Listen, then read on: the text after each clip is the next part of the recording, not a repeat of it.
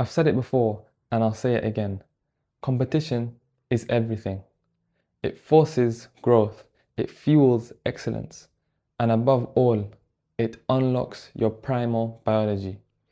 Gentlemen, welcome. Today we'll be discussing how competition increases testosterone and why you need to compete more. So, before we begin, if you're really serious about increasing your testosterone and optimizing your male biology, I strongly recommend you check out my school community, which is specifically for testosterone maxing, and it gives you the exact blueprint which I used in order to go from 350 nanograms of testosterone to 750 nanograms of testosterone in 1 year, feeling more confident and masculine. So, that being said, make sure you check that out, and let's begin. Now, let's take a step back and actually understand how competition is viewed in our current society. Now, let me tell you the story of my experience in competition. So growing up in high school, I was a very competitive individual and I used to play football. So I was one of the best players in my team, in the football team. And I remember when I used to be in a competition, in a tournament or in a football match, when I used to be hyper competitive, even in our PE lessons, when I used to be hyper competitive and I really cared about winning and I had this hunger to win and I won a lot of times, instead of my teachers applauding me and the school, cheering me on because of how good I was, they looked down upon me and they saw it as toxic. I was being too toxic. And being hyper competitive in current society is actually looked down upon to this day. To this day, being hyper competitive, being very serious about competition, it's looked down upon because of this bastardized society we live in right nowadays, where being competitive is looked down upon. And instead of applauding me, my teammates who did well in the competition, they fucking gave participation trophies to those who lost. How fucked is that? And this really messed up my experience, my career as a young athlete.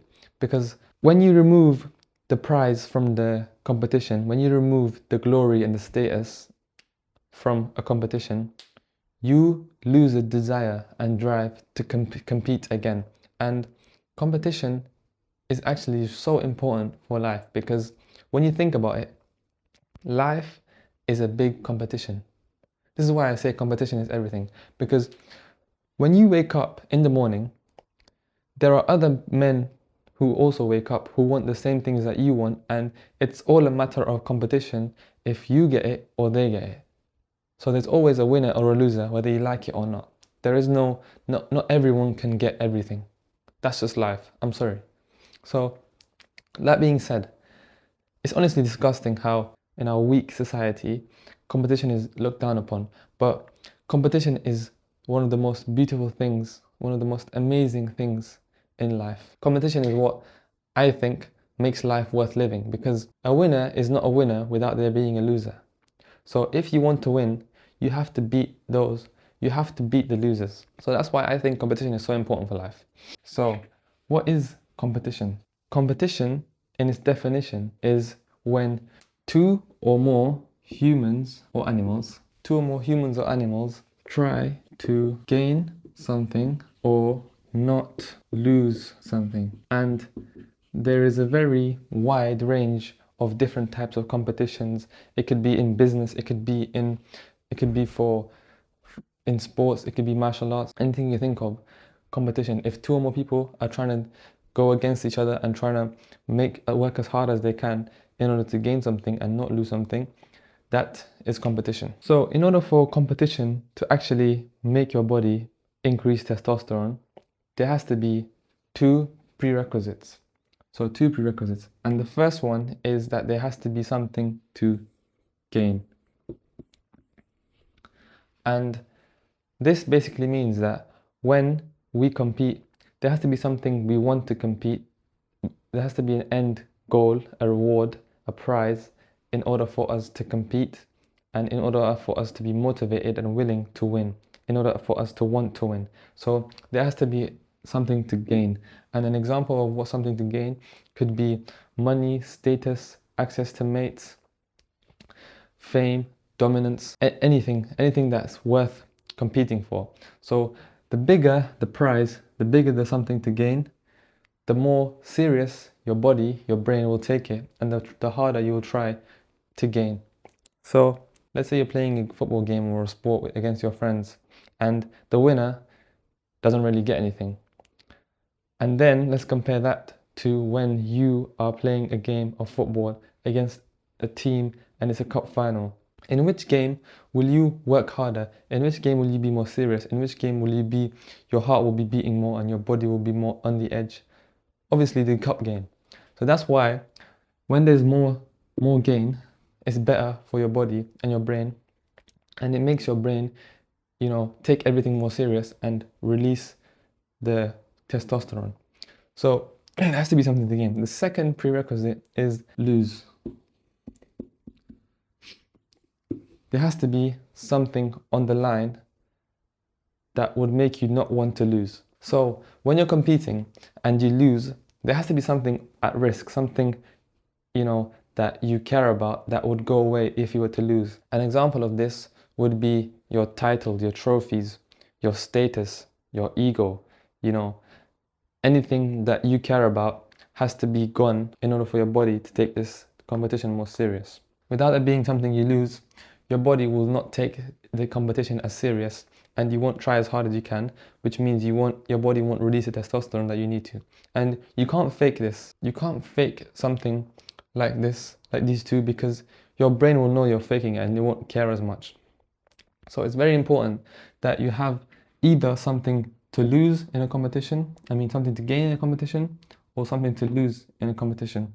And it has to be one of the two. If there is none of these when you're competing, your body will not take it serious and it just won't release the testosterone required and it won't boost your testosterone.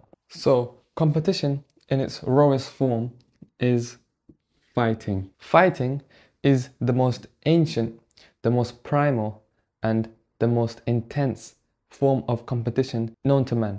From the dawn of time, we humans have fought against each other to win mates, to win resources, to take over territory and so on. So fighting is the rawest form of competition. And when you're fighting against someone, either it be a sport or just a street fight, you have a lot to lose: your health, your safety, your money, your ego, your status, and you have a lot to gain. You have dominance, you have status to gain, more resources, you'll have more access to mates because you become the more dominant male, and the more dominant male gets more access to resources than the one who just lost the fight. So that's why fighting is so primal and so potent in causing your body to release testosterone, because it's the most primal form and it has a lot to gain and a lot to lose. High risk, high reward. The higher the risk, the higher the reward, the more the testosterone your body will release. So after fighting, I strongly recommend you to start, getting into martial arts and competing if you want to get high baseline testosterone levels. After fighting, there is team sports. An example of these would be football, American football, basketball. So these sports are also very primal because they mimic tribal behavior, where one tribe would go against another tribe and they would fight against each other as a team. And that really is a primal practice. So team sports also have a lot to gain: status, wealth, access to females, territory, and so on. So they have a lot to gain and they have a lot to lose, because if you lose a team sport, basically your brain will think that, it's like losing everything. If you lose a team sport, the other team will win and they will take over everything. They will take everything you had: your access, your territory, your resources, your access to mates, your females, your status, everything would go if you were to lose. So team sports have a lot on the line. They also mimic strongly what our ancestors used to do. These are the two kinds of competition I'd strongly recommend if you want to get higher baseline testosterone in the long term. So let's actually go into the science of what happens when you're in the middle of a competition against someone. So your brain must perceive either something to gain or something to lose, which we discussed before, and Competition all starts in the brain. Your brain must perceive a situation where your status is at risk, where your health is at risk, where something is at risk, and where there's something to gain, as we discussed before. So it starts in the brain. Let me just do a brain here, where the hypothalamus interprets a situation where there's a competitive scenario, and then it releases gonadotropin releasing hormone, GnRH, and that travels to the pituitary gland and tells the pituitary gland to release LH.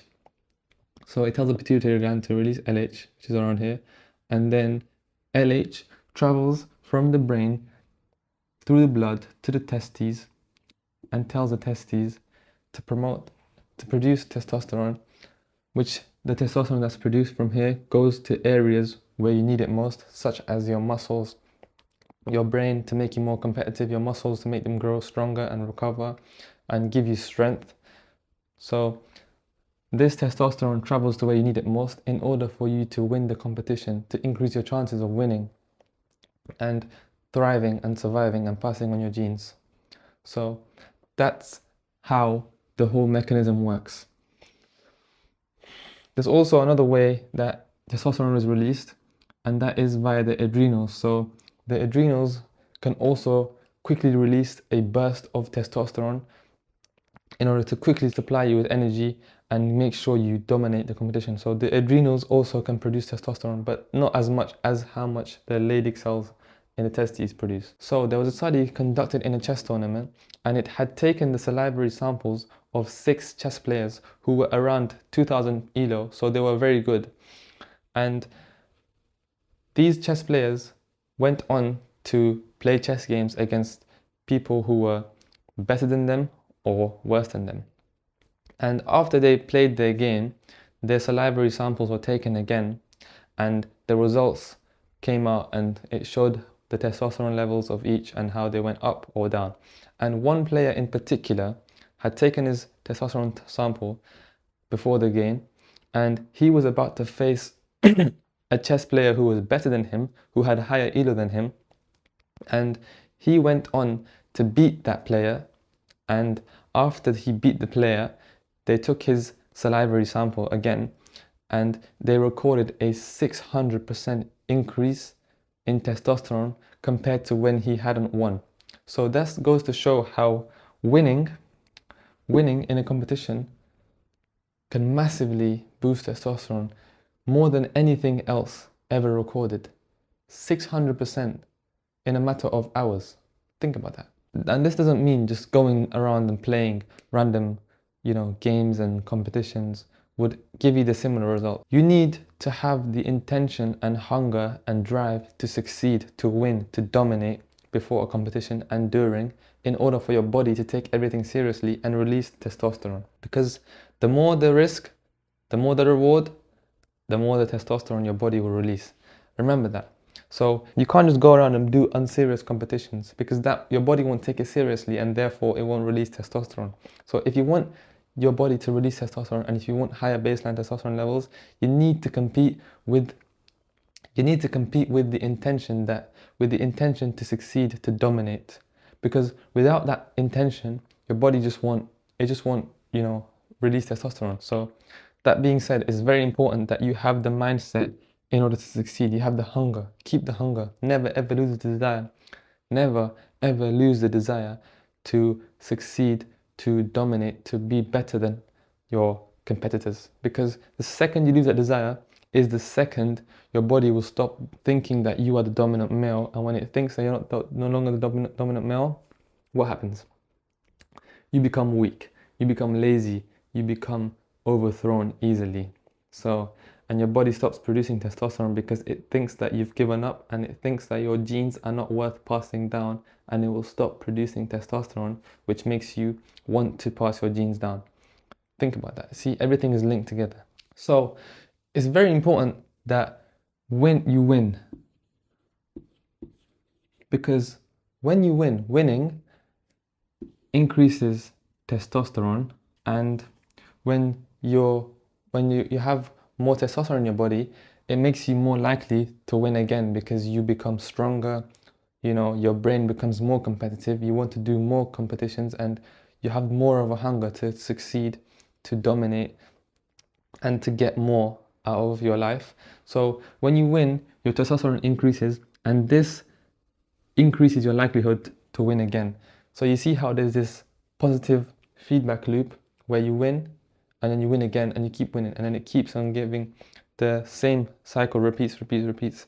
And this has been also observed in the animal kingdom, where the dominant male, when he wins many competitions, he gets stronger and bigger and more dominant the more he wins. And they have observed this in fish, where the pigmentation of the dominant male changes as he keeps on winning, because the physiology of the fish changes as it keeps on winning, because the body increases the testosterone, which changes the actual biology of the fish until it stops winning and starts losing. So this is a double-edged sword, because when you lose, your testosterone goes down. When you lose, your testosterone goes down.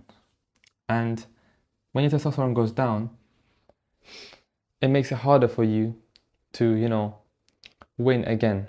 When you have low testosterone, you have less of a drive to compete again. You have less of the hunger and drive to win again.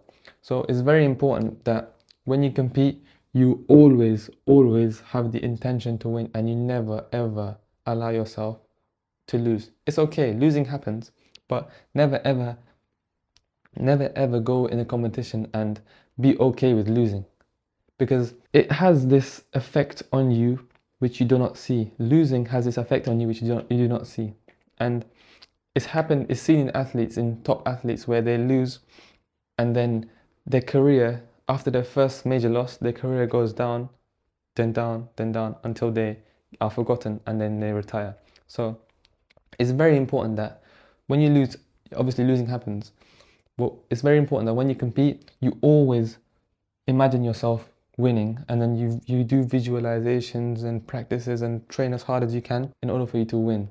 Because if you lose, the opposite will happen and it will just make your biology worse. So it's very important that you go into a competition with the hunger to win, and it's important that you keep winning and you don't let yourself go and you don't become complacent.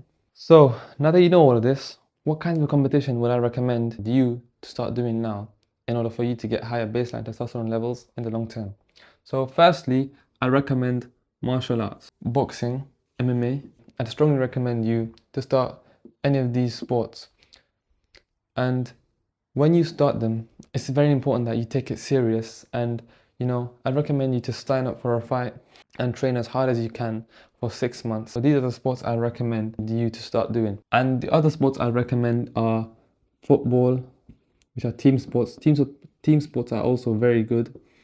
Football, American football, basketball, rugby, and all of these other sports. So team sports are also very good. You can choose either. I play football, and American football is very good as well. You should try that. Now, if this topic really interests you and you want more testosterone boosting ideas, I have a school community which you can check out. Link is in the description, and it goes over how I went from 350 nanograms per deciliter of testosterone, feeling weak, lazy, to then going to 750 nanograms of testosterone per deciliter and feeling confident and masculine. So if that is something that interests you and you're serious about optimizing your testosterone, I'd strongly recommend you check that out. That's it for today, everyone, and I'll see you in the next video. Goodbye.